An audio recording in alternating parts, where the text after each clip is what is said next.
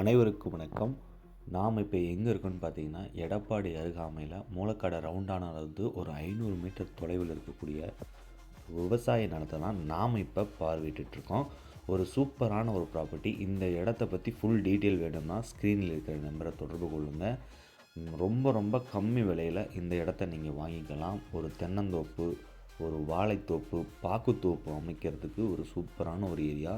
இந்த மண் பார்த்திங்கன்னா செம்மண், கரிசல் மண் சொல்லிட்டு 2 வகையாக பிரிஞ்சிருக்கு.